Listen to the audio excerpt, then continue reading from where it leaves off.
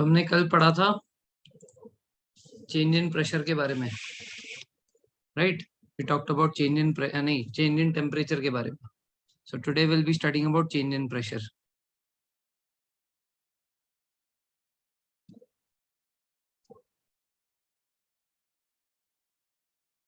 है ना? Change in state कर सकते हैं, एक तो चेंज इन टेम्परेचर से और दूसरा चेंज इन प्रेशर से.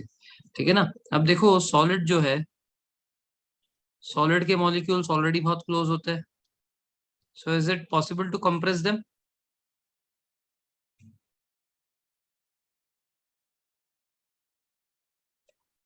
नो. सो यहाँ पे कंप्रेसिबिलिटी ना के बराबर.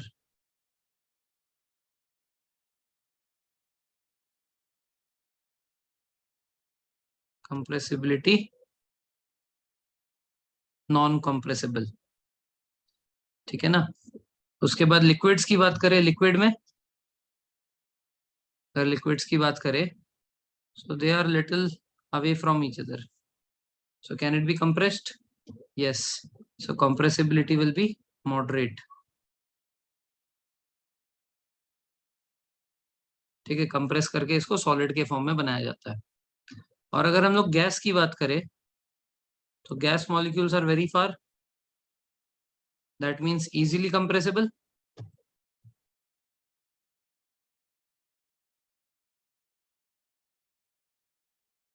है ना? So highest degree of compressibility. Okay, now tell me, there are two roads. ठीक है, ये है ए, ये है बी. ठीक है, a road is highly scattered public are moving there, and B is highly congested. Everyone is owning a Dhoom bike and they want to ride very fast.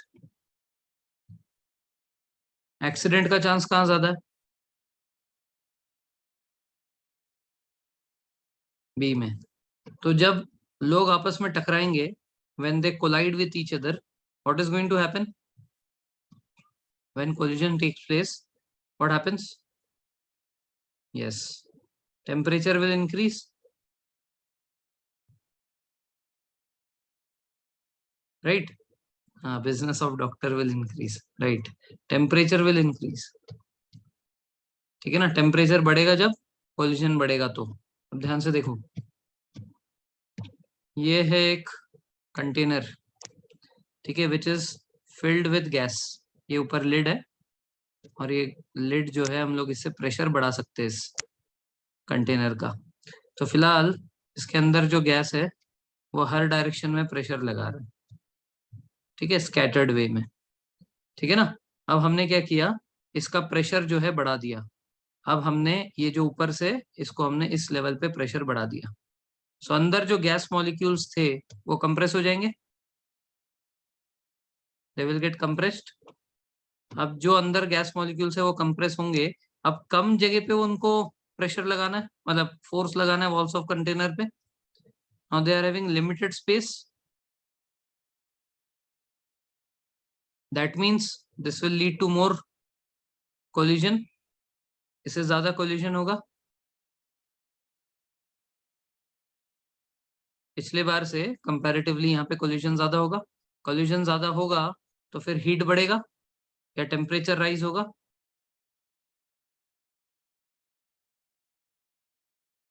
है ना? सो टेम्परेचर राइज होने के पीछे कारण क्या था? प्रेशर इंक्रीज और pressure decrease.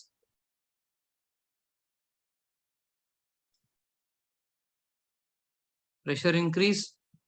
Okay, so इसका मतलब प्रेशर इंक्रीज होता है तो टेम्परेचर इंक्रीज होता है, राइट? इसका मतलब डायरेक्टली प्रोपोर्शनल है. सो ये इनवर्स भी ट्रू होगा. If the pressure is less then the temperature will be less,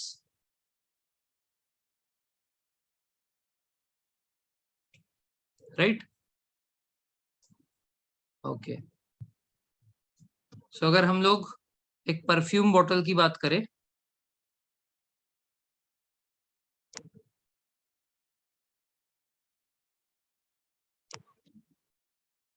इसके अंदर अभी फिलहाल जो कंटेंट है ये फिलहाल लिक्विफाइड है. सो बेसिकली होता तो गैस ही है ना किसी भी परफ्यूम में। सो गैस को लिक्विफाई करके रखा हुआ है, दैट मीन्स अभी अंदर का जो कंटेंट है इसका प्रेशर क्या है, इंक्रीज है, मतलब प्रेशर ज्यादा है या कम है, मोर और लेस, ज्यादा है। सो प्रेशर ज्यादा है तो इसके अंदर का टेम्परेचर ज्यादा होगा।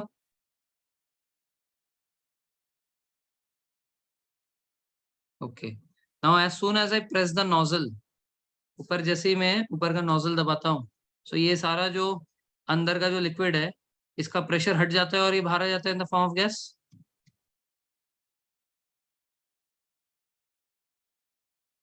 Okay, so at this point of time इसका जो प्रेशर है ये कम है या ज्यादा है?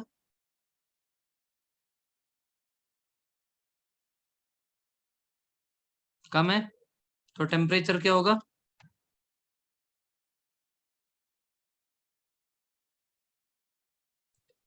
टेम्परेचर डिक्रीज होगा। सो जब हम लोग परफ्यूम स्प्रे करते हैं तो कैसा लगता है? ठंडा लगता है। ओके, और the reason Y?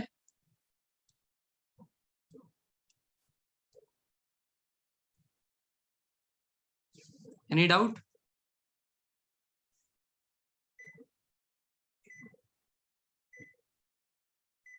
But bottle में भी ठंडा लगता है। नहीं, बॉटल अंदर ठंडा लग रहा है आपको, आप अंदर का कंटेंट कहाँ छू रहे हो, है ना। जो बॉटल है वो कांच का बना हुआ है या जो भी है, what it is made up of metal, that is cold. और if it is made up of glass then it is cold. It is not that कि अंदर का इनर कंटेंट आपको जो है ठंडा लग रहा है। अंदर का इनर कंटेंट छुओगे कैसे आप? What is the logical way of touching the inside content when it is under pressure? नहीं छू सकते ना, वो तो कंटेनर के अंदर है। Okay, I hope this concept is clear. So this is about change in pressure. So by changing pressure or by increasing pressure, you can convert gases to liquid and liquids to solid. And when you increase the pressure, the temperature increases, and when you decrease the pressure, the temperature decreases. ठीक है, increase in pressure, temperature increases, decrease in pressure, temperature decreases. That means pressure is directly proportional to temperature. I hope clear. Okay, next concept is about boiling of water or boiling. ठीक है, now if we consider water, at what temperature water in ये boils, कौन सा temperature पे पानी boil होता है? at 100 degree Celsius. Is it possible to boil the water below 100 or above 100? Yes, very good. Okay, so let's see how. So if we have taken a container filled with water,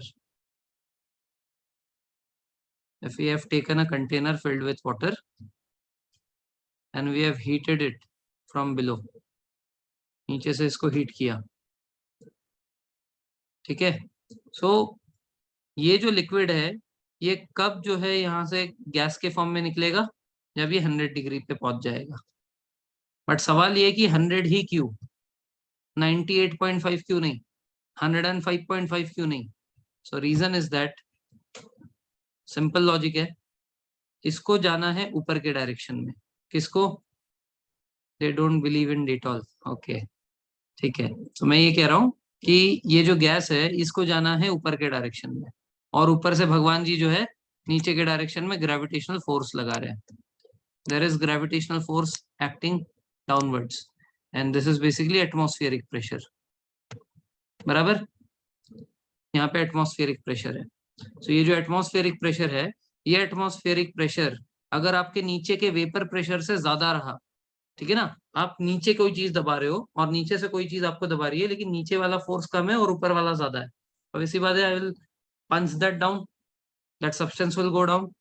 but on the other hand ये जो है इसका pressure अगर ज्यादा हो गया, if the pressure which is going from bottom to top is more, तो ये ऊपर की तरफ चले जाएगा। सो एटमॉस्फेरिक प्रेशर जो होता है वो होता है 760 mmHg। एटमॉस्फेरिक प्रेशर कितना होता है? 760 mmHg। सो नीचे का जो वेपर प्रेशर है इसको 760 mmHg या हायर होना पड़ेगा। It has to be more than this, then only it can escape the atmospheric pressure and go away. So this happens at 100 degree Celsius. ये जो वेपर प्रेशर है, ये वेपर प्रेशर 760 mmHg हो, वो तब होता है जब ये 100 डिग्री सेल्सियस पे पहुंचता है। ठीक है ना? इसका मतलब पानी बॉयल क्यों होता है?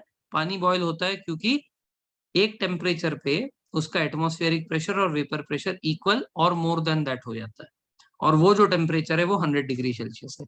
अगर लेट से कहीं का एटमॉस्फेरिक प्रेशर ही कम रहा, if the atmospheric pressure is less, ठीक है ना, एटमॉस्फेरिक प्रेशर इज लेट से 600, ठीक है ना, so that means this will also be 600 और just a little more than that, बराबर। उस केस में क्या इस टेम्परेचर को 100 होने की जरूरत पड़ेगी? नहीं, तो फिर इसके हिसाब से वो डिक्रीज हो जाएगा, लेट से 90 पे ही बॉईल करेगा। ठीक है ना? नाउ इफ यू रिमेम्बर, हमने ह्यूमन बॉडी, उसके बाद एक बकेट के अंदर एक मग डाल के ये सब के ऊपर हमने प्रेशर का टेस्टिंग किया था, है ना? ये बकेट है, इसके अंदर हमने एक मग डाल दिया, ठीक है। Let's say this is point A, this is point B, this is point C and this is point D. Pressure कौन से पॉइंट पे सबसे ज्यादा होगा? बी पे, at depth. Okay, going by the same logic, this is the surface of earth. Surface of earth पे we have mountains, we have plains and we have plain land. सबसे ज्यादा प्रेशर कहाँ होगा? This is A, this is B, this is C. Plane land पे होगा? Yes, very good. Okay, so Amisha, I was talking about this concept. Let's say we have a bucket filled with water.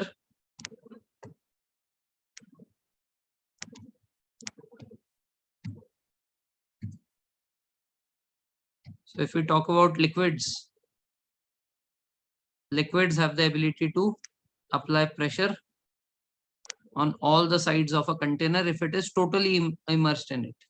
तो ये ऊपर भी pressure लगा रहा है, नीचे भी प्रेशर लगा रहा है, साइड से भी प्रेशर लगा रहा है। साइड के जो प्रेशर है, let's say this is point C and this is point D, ये दोनों सेम लेवल पे है, the level of the force is same, so ये दोनों का प्रेशर एक दूसरे से कैंसिल आउट हो जाएगा। ये ए है और ये बी है, ठीक है। So according to law of physics, according to Archimedes principle, what happens is A पे जो फोर्स है वो कम रहेगा, लेट्स से 5 न्यूटन्स, और बी पे फोर्स ज्यादा रहेगा, लेट्स से 10 न्यूटन्स, ठीक है ना। सो जो ज्यादा डेप्थ पे होता है उस पे प्रेशर ज्यादा होता है, प्रेशर ज्यादा तो फोर्स भी ज्यादा। Pressure is equal to force upon area होता है, ठीक है, this is the formula. So if the pressure is more, force is also more, directly proportional है। एरिया के साथ प्रेशर इनवर्सली प्रोपोर्शनल होता है, ठीक है ना। तो यहाँ पे 5 न्यूटन्स है, यहाँ पे 10 न्यूटन्स है। सो व्हाट विल हैपन, नीचे का ये जो फोर्स है ये ऊपर वाले को कैंसिल आउट करके 5 न्यूटन से फोर्स ऊपर के डायरेक्शन में लगाएगा। डेप्थ में क्यों ज्यादा होता है? अभी आर्किमिडीज का प्रिंसिपल है, जितना नीचे जाएंगे उतना ज्यादा प्रेशर बढ़ेगा। सेम कंसेप्ट अप्लाई होता है सबमरीन में भी, जितना नीचे सबमरीन जाता है पानी अंदर घुस जाता है उसके, ठीक है। अगर आपने कभी गाजी अटैक देखा होगा, have you seen Ghazi attack? Yes, Ghazi attack में देखा होगा कि जितना वो क्या बोलते हैं सबमरीन नीचे जाता है उसके अंदर पानी घुसता रहता है। वो एक अंडे के एग्जाम्पल से समझाता है, हाथ में एक अंडा लेता है और उसको जितना नीचे जाता है, जितना नीचे जाता है फिर फोड़ देता है, राइट। सो वही कंसेप्ट है इधर, एज वी गो इनसाइड तो वहां पे जो है डेप्थ पे प्रेशर बढ़ेगा। So similarly, if we come at this point, A, B और सी। तो सी पे जो है प्रेशर मैक्सिमम होगा, बी पे उससे कम, और ए पे और भी कम। सो ए पे जब एटमॉस्फेरिक प्रेशर कम होगा तो यहाँ पे 760 mmHg नहीं होगा, so this will be lower than that. तो ए पे बॉइलिंग पॉइंट क्या होगा? 100 से ऊपर होगा, 100 से नीचे होगा?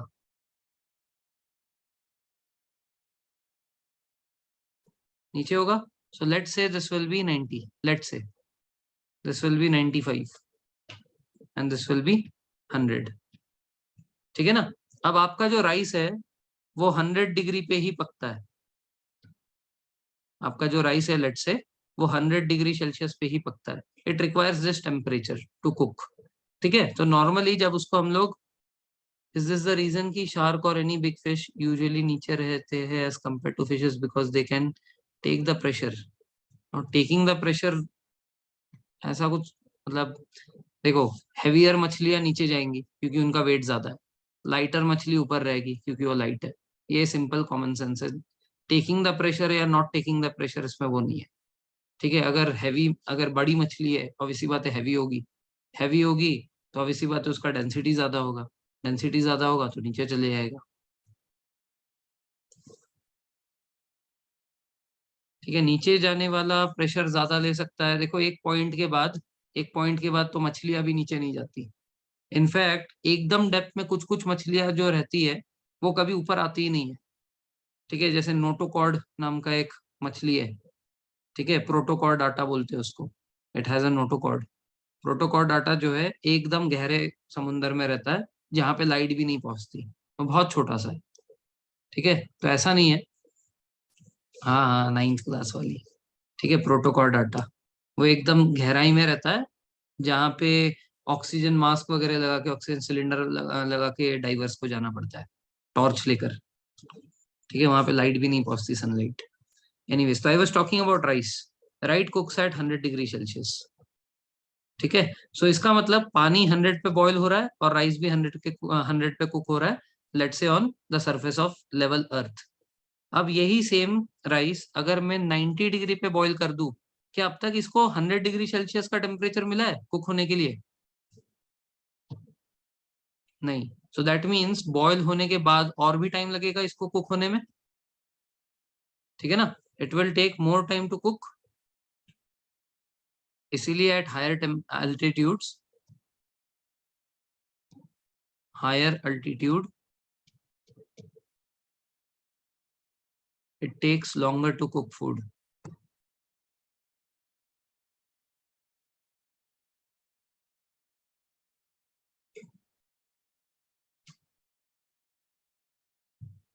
ठीक है ना?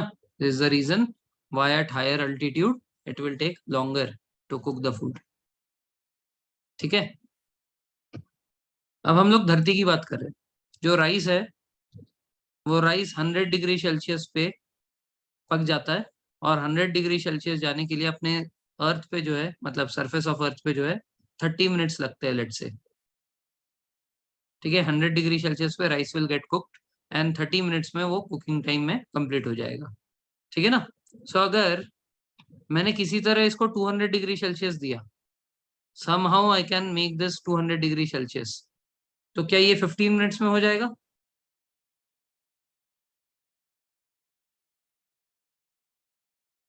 That means higher the temperature, lesser will be the time to cook. Higher the temperature, lesser will be the time to cook.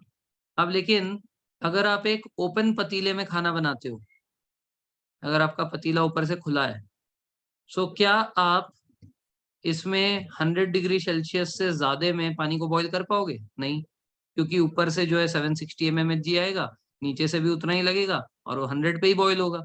So that means open पतीले में उसको 30 मिनट्स लगने हैं तो 30 मिनट्स ही लगने हैं। You have to somehow make this boiling point go up to 200 degree Celsius, तब जाकर राइस जो है 200 डिग्री सेल्सियस पे कुक होगा। तो ये कब पॉसिबल है? जब मैं ऊपर से प्रेशर को डबल कर दूं, तो 760 इंटू 2 कर दूं, मतलब 1520 लगेगा, 1520 mmHg। तो इसको करने के दो रास्ते हैं। एक तो आप जुपिटर पे चले जाओ, या तो प्रेशर कुकर यूज कर लो। मेरे ख्याल से सेकंड वाला इजी होगा। है ना, बिकॉज अर्थ पे अगर आपका पतीला खुला है तो फिर वो 760 mmHg ही रहेगा, it can not be more than that, ठीक है ना, अर्थ पे। तो या तो आप किसी दूसरे प्लेनेट पे चले जाओ जहां पे ग्रेविटेशनल फोर्स ज्यादा स्ट्रांग है, ठीक है ना, और या तो फर्स्ट वाला ज्यादा महंगा पड़ जाएगा, ओके, या तो सेकंड वाला तरीका यूज कर लो, प्रेशर कुकर वाला।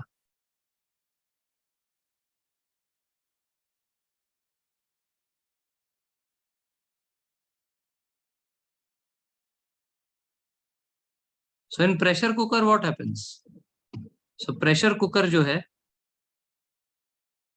कौन सा कंपनी अच्छा है वैसे,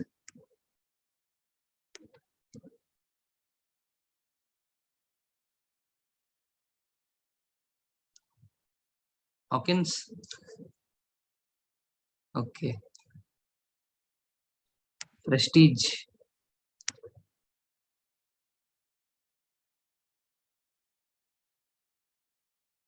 हॉटकिंस, ये एबी बैस जैसा है क्या, एबी बैस कंपनी जैसा,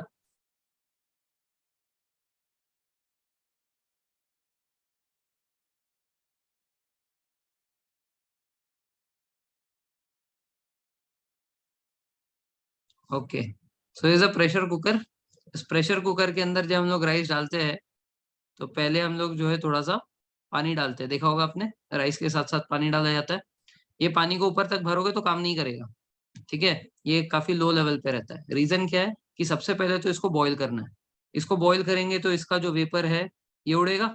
अब जब ये वेपर है, ये तो एक ट्रैप सब्सटेंस है ना, यहाँ पे प्रेशर कुकर से बाहर नहीं जा पा रहा, तो बाहर नहीं जा पा रहा तो क्या करेगा, कंटेनर के अंदर भी ये प्रेशर लगाएगा, it will exert pressure inside, and अंदर जो है ये प्रेशर बहुत ज्यादा हो जाएगा, this pressure will become too high, ठीक है ना। तो ये जो प्रेशर है, ये मान लो फॉर एग्जांपल मान लो 1520 mmHg हो जाता है, तो 1500 mmHg हो जाता है, तो ये पानी जो है इसको भी उतने पे ही बॉईल होना, मतलब इसको भी उतना ही प्रेशर लगाना पड़ेगा, दैट मीन्स इसकी जो बॉइलिंग पॉइंट है वो अब 200 डिग्री सेल्सियस हो जाएगी, और इसमें हमारा जो कुकिंग है ये फास्टर होगा। So all in all what is the conclusion, conclusion is that if the boiling point is high, the cooking time will be low, ठीक है, and if the boiling point is low, the cooking time will be high। समझ में आ रही बात,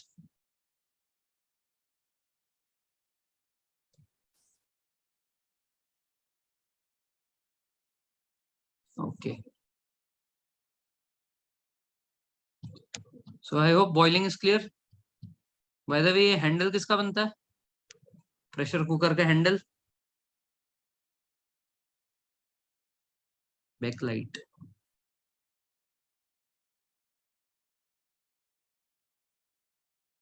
good.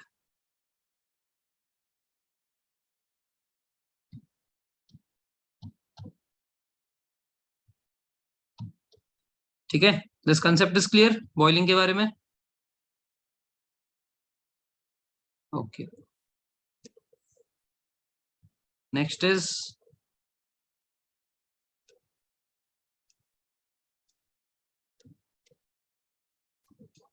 evaporation। So evaporation is basically conversion of liquid to gas below its boiling point, conversion of liquid to gas below its boiling point। अब यहाँ पे एक concept है, concept is that any liquid to get converted to gas, it requires latent heat, क्योंकि latent heat ही वो heat है ना जो कि स्टेट को चेंज करने में हेल्प करता है, लिक्विड से गैस हो या सॉलिड से लिक्विड हो। So that means if this is liquid right now and it wants to become gas, it needs to get this latent heat from somewhere, so either you provide it by heating from down or you provide it from any other substance, but उसको ये latent heat चाहिए तो चाहिए, ठीक है ना। तो evaporation में हम लोग ये लेटेंट हीट नीचे से हीट करके नहीं देते, ठीक है, we do not give it from the heating effect, ठीक है, नीचे से हीट करके। सो इसको कहां से मिलता है ये, from where does it get this latent heat?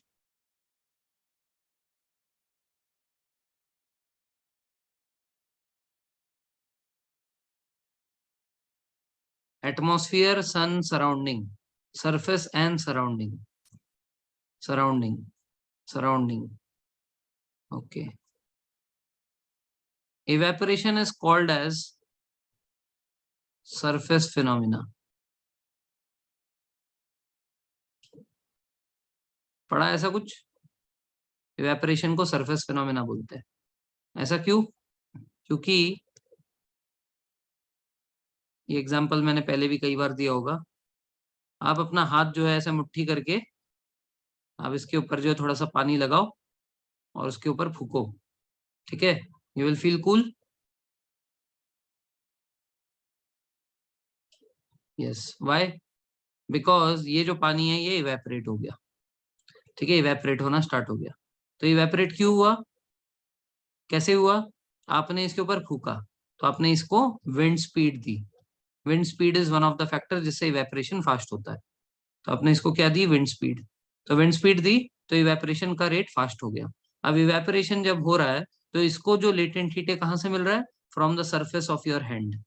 तो आपके हाथ के सरफेस से उसको लेटेंट हीट मिल रहा है। तो अगर आपके हाथ के सरफेस से उसको हीट मिल रहा है तो आपका हाथ क्या हो जाएगा? वो तो हीट लेकर भाग गया, तो आपके हाथ का जो हीट था वो चला गया, हाथ क्या होगा?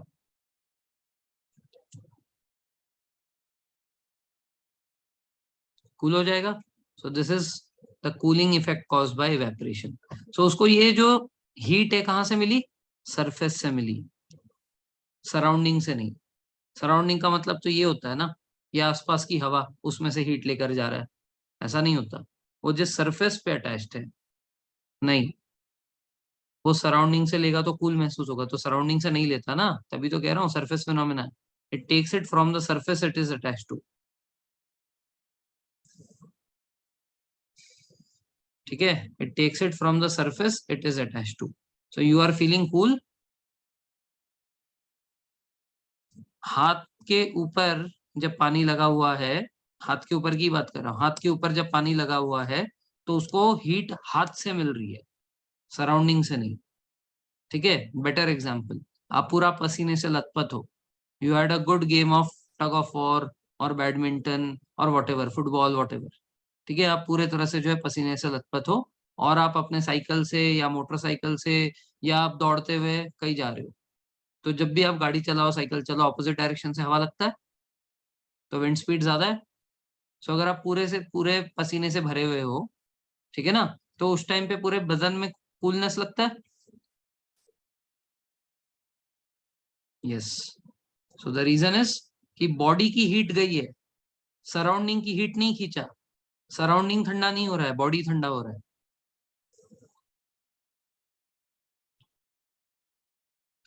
विंड तो सराउंडिंग से लिया, उससे क्या मतलब है?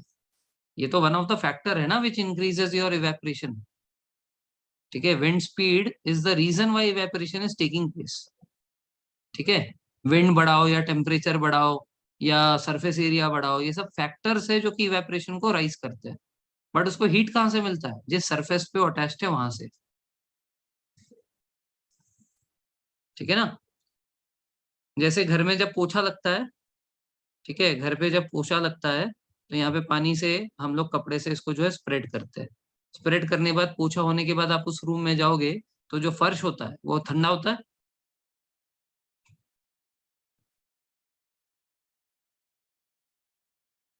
है ना।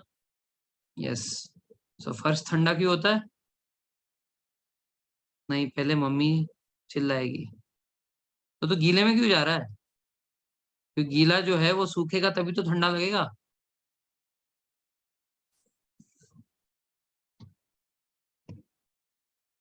ठीक है, गीले को सूखने देना।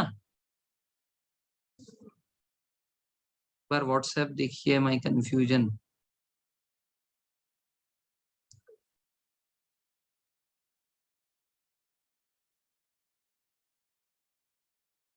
So this absorption of heat from the surrounding makes the surrounding cold.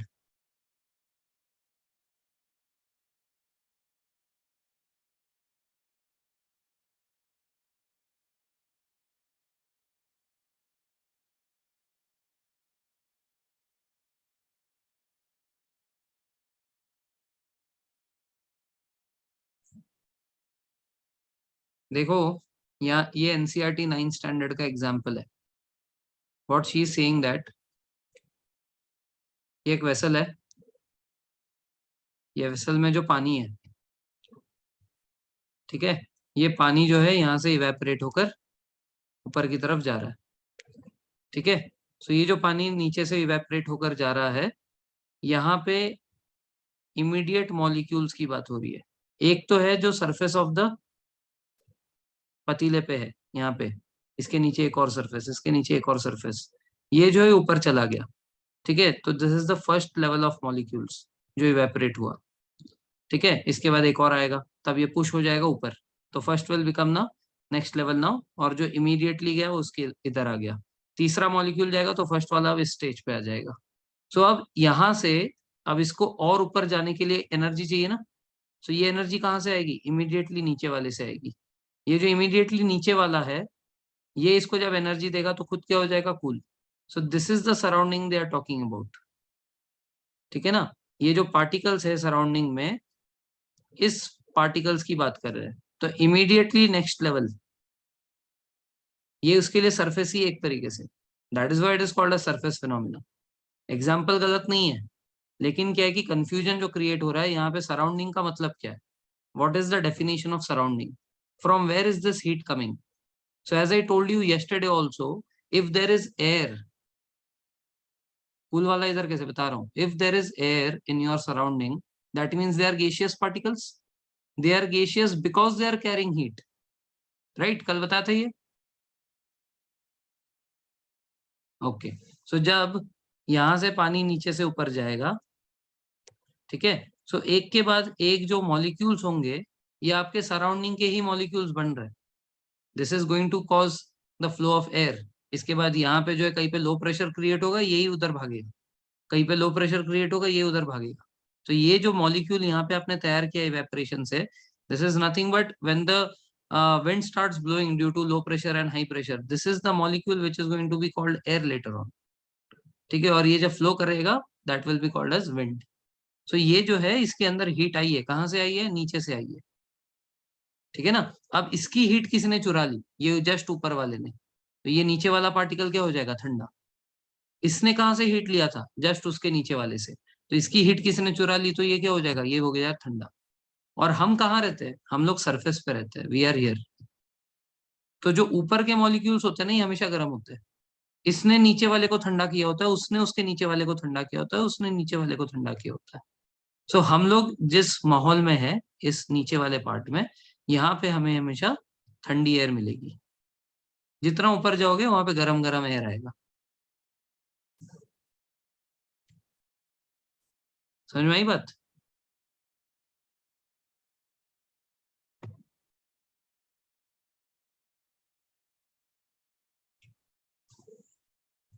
That's how गर्म पानी बिकम्स ठंडा. Yes exactly. ठीक है. अगर आपने पानी को गर्म किया, ठीक है, आपको नहाना था तो आपने गर्म पानी किया. ठीक है. उसके बाद आ गया आपके ऐसे दोस्त का कॉल जो कि 2 घंटे से पहले फोन ही नहीं रखता है. तो आपने गर्म पानी बना के रख दिया था, फिर आपने 2 घंटे बात कर ली. When you go back you find that your water is cold. Right.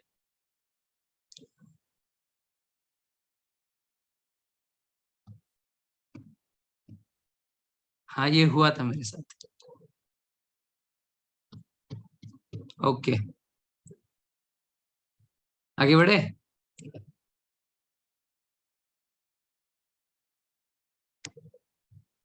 Now factors affecting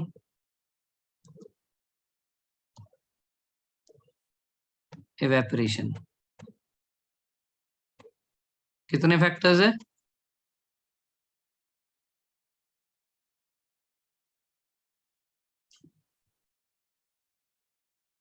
5 factors है. पहला फैक्टर है temperature. Temperature is directly proportional to evaporation. Temperature rises, evaporation rate will rise. इसीलिए ज्यादा गर्मी, आपका कपड़ा जल्दी सूखेगा क्योंकि उसको ज्यादा हीट मिल जाएगी. ठीक है ना, कपड़ा गर्म हो जाएगा, उसमें से जो है हीट लेकर चले जाएगा. ठीक है ना, temperature is directly proportional to evaporation. Sunlight ज्यादा आई, कपड़ा ज्यादा गर्म हुआ, कपड़े का हीट लेकर पानी उड़ गया. ठीक है, तो सरफेस को हीट किया उसने. सन ने क्या किया, कपड़े को हीट किया. कपड़ा हीट हुआ, उसका पानी जो है वो हीट चुरा कर भाग गया. ठीक है, तो सनलाइट से डायरेक्ट जो है इवेपोरेशन नहीं हो रहा है, उससे सरफेस गर्म हो रहा है, सरफेस से जो है पानी लेकर वाटर मॉलिक्यूल जा रहा है. ठीक है, तो temperature is directly proportional to evaporation. ठीक है, हाँ हाँ, आएंगे उस पे भी. Second is wind speed. बारिश के दिनों में अगर कपड़े बाहर ना सूखे, यस, अगर बारिश के दिनों में कपड़े बाहर ना सूखे तो हम लोग घर के अंदर जो है फैन तेज करके कपड़े सुखाते हैं. लेकिन हम इंडियंस है, अलग से कभी पंखा नहीं चलाते. हम कपड़े रात को धोते हैं ताकि रात को हम जब सोए उस टाइम पे जो फैन चले उससे दोनों काम हो जाए, हमें भी जो है वो मिले, क्या बोलते हैं, हवा मिले और कपड़े भी सूख जाए. ठीक है, ऐसा जुगाड़ है ना. तो wind speed is directly proportional to evaporation. Third is surface area. ठीक है, this is quite simple to understand but at the same time can become complicated if not understood. मैंने एक मग पानी फर्श पे डाल दिया ऐसे ही मजे में, अरे उल्टा हो गया.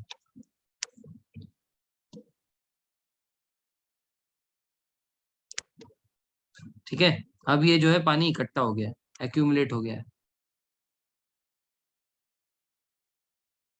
कपड़े फैलाना धूप में, अरे बारिश हो रही है, क्यों फैलाओ. ठीक है, मैं क्या कह रहा हूँ कि मग से मैंने पानी नीचे डाला है. ठीक है, ये एक कंडीशन है. मैंने जो पहले भी पानी डाला था उसको अब मैंने क्या किया कि कपड़े से इधर उधर फैला दिया. I have spread the water. ठीक है, तो ये है कंडीशन वन ए, जहाँ पे पानी एक ही जगह पे एक्यूमुलेट हो रखा है. और ये है कंडीशन बी, जहाँ पे पानी को मैंने फैला दिया है. कौन सा जल्दी सूखेगा?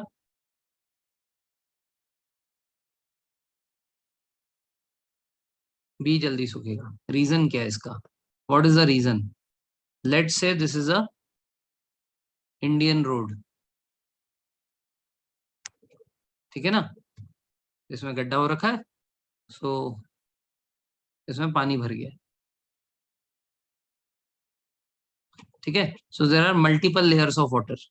तो सबसे पहले क्या होगा, ये जो टॉप मोस्ट लेयर है ये जस्ट उसके नीचे वाले लेयर से हीट लेगा और ये उड़ जाएगा.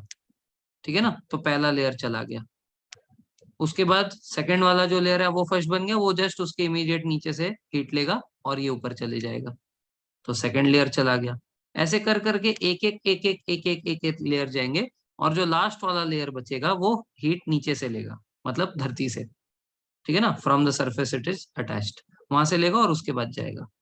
अब बजाय इसके कि मैं पानी को एक एक लेयर करके करूं, अगर मैं पानी को ऐसे फैलाता कि यहाँ पे एक है, यहाँ पे एक है, यहाँ पे एक है, यहाँ पे एक है, यहाँ पे एक है, तो हर कोई साइमल्टेनियसली धरती से हीट ले पाता और एक ही टाइम में सबके सब उड़ जाते.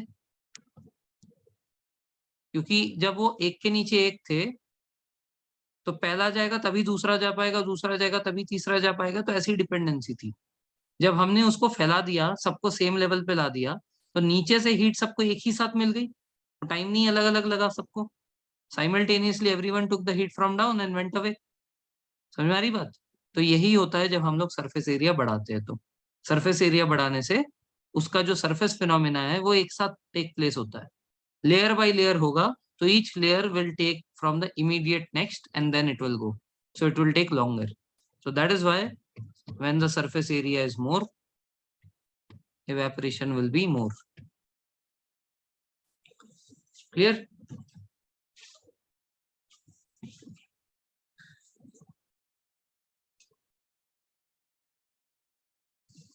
If a handkerchief takes 5 hours to dry and also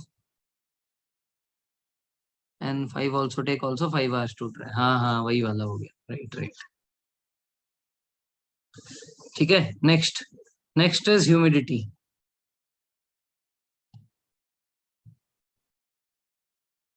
अब ह्यूमिडिटी का मतलब क्या कि now there is a space, ठीक है, यहाँ पे जो है कपड़ा सूख रहा है, ठीक है। अब ऊपर जो है ये मुंबई है मान लो, तो ऊपर जो है यहाँ पे ऑलरेडी बहुत सारे जो है वाटर वेपर्स प्रेजेंट है।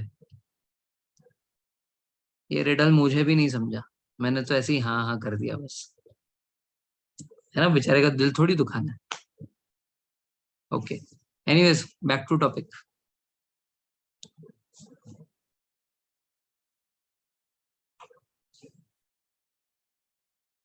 ओके, सो मैं ये कह रहा था कि ये मुंबई है, तो यहाँ पे ऑलरेडी बहुत सारा वाटर वेपर है, ठीक है, यहाँ पे ऑलरेडी बहुत सारा वाटर वेपर है, ठीक है। तो इस गीले कपड़े का जो वाटर वेपर जाएगा, इसके लिए जगह बची है क्या? Is there any more space left in the atmosphere कि इसके नए पार्टिकल्स जा पाए? नहीं, ठीक है, इसीलिए विंड स्पीड चाहिए होता है। अब अगर मान लो यहाँ पे विंड स्पीड हाई होती, तो ये सारे मॉलिक्यूल्स को जो है आगे आगे निकाल देता, ये यहाँ से सारे मॉलिक्यूल्स को आगे कर देता। ये रीजन है कि विंड स्पीड से जो है आपका इवेपोरेशन बढ़ जाता है, क्योंकि वो यहाँ के ऑलरेडी एग्जिस्टिंग मॉलिक्यूल्स को आगे कर देता है। मुंबई की लोकल ट्रेन। यार आज एक एक लोग जो है, मतलब इतने गंदे गंदे जोक क्यों मार रहे हो? हंसी नहीं आ रही अब?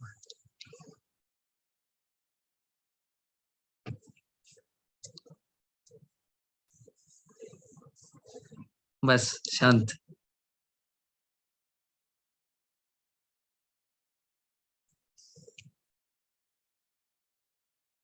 आपसे सीखे है? नहीं नहीं, कम फीस दिया था तूने, इसलिए तेरे को अच्छे वाले जोक्स नहीं सिखाए मैंने। कभी डबल फीस देना, अच्छे वाले जोक सिखाऊंगा।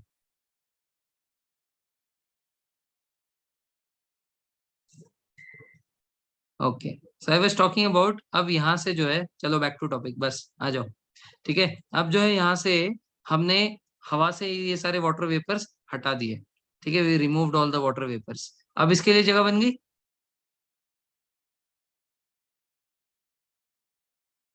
Yes, that means if humidity is high, then evaporation will B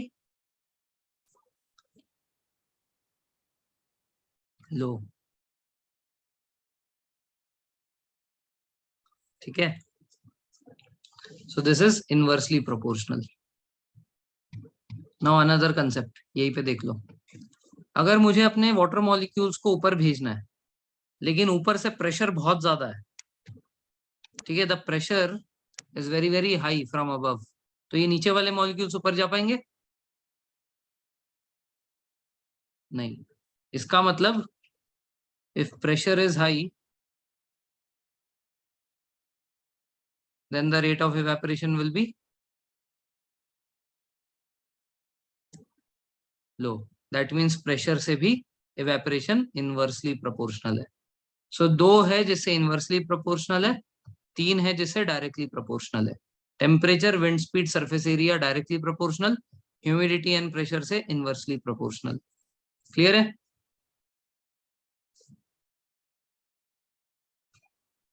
Okay, so these are the five factors on which evaporation depends. Now, based on this concept कि evaporation causes cooling effect,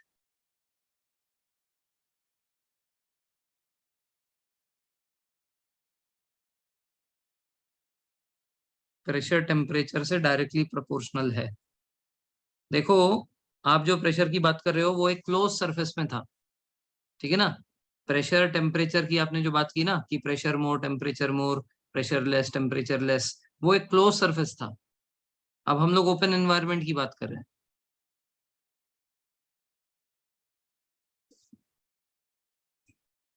ठीक है। PV is equal to NRT किस में लगता है? Close area में लगता है। Yes,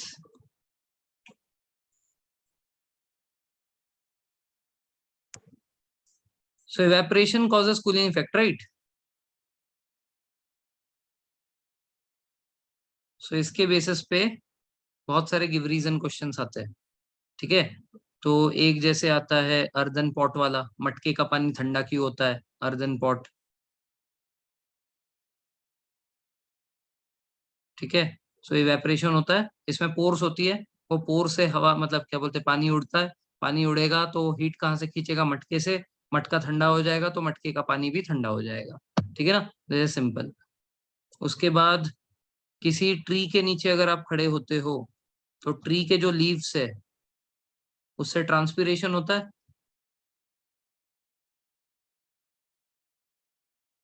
so transpiration is nothing but kind of evaporation only. सिर्फ उसको बायोलॉजी में हम लोग ट्रांसपीरेशन बोलते हैं, है ना?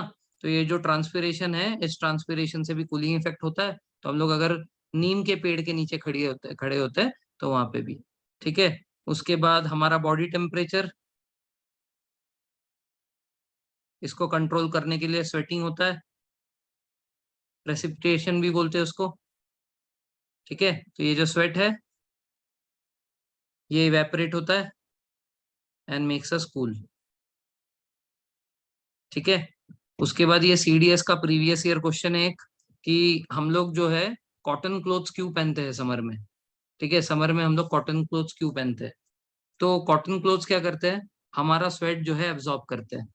हमारा स्वेट एब्जॉर्ब करके खुद गीला हो गया, और अब क्या है कि स्वेट कब आया? गर्मी है ना एटमॉस्फेयर में, बॉडी भी गर्म है, तो बॉडी से हीट लेकर ये जो पानी है, पोर्स होते हैं उसमें टाइनी, नहीं, that is not the reason.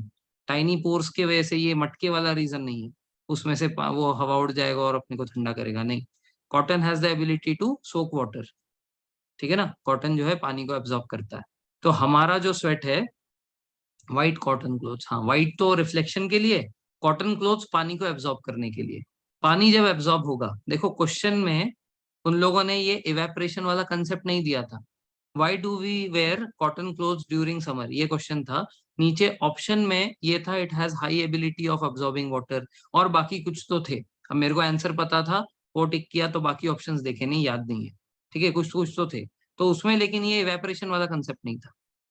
एक कड़ी और आगे देख लो, पानी जो है, पानी उसने एब्जॉर्ब किया, पानी उसने सोख लिया, पानी सोखा, अब बॉडी गर्म थी, उसको हीट मिला, वो वहां से इवेपोरेट हो गया। तो इसका मतलब कॉटन क्लोथ्स काम कैसे कर रहे हैं? कॉटन क्लोथ्स ऐसे काम कर रहे हैं कि वो हमारा पानी सोख रहा है, उस पानी को इवेपोरेट करने के लिए बॉडी से हीट ले रहा है, तो डबल इफेक्ट हुआ। बॉडी से हीट गया तो बॉडी ठंडी हो गई, और कपड़े से पानी उड़ गया तो कपड़ा भी ठंडा हो गया। तो इस तरीके से हमें जो है गर्मी के टाइम पे कॉटन क्लोथ्स पहनने से अच्छा फील होता है।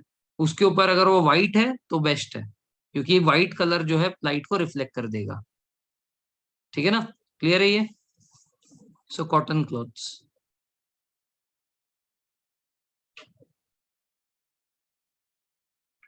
ये हो गया। उसके बाद डेजर्ट कूलर,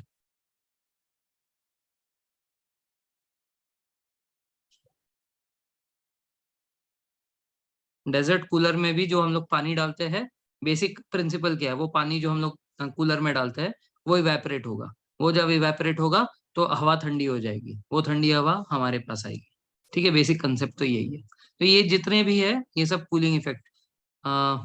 हाँ, विंड स्पीड भी, अंदर जो फैन घूम रहा है उसके कारण विंड स्पीड बढ़ी, इवेपोरेशन रेट बढ़ा, and because of that we are feeling cool. But desert cooler will not work in coastal areas. Y?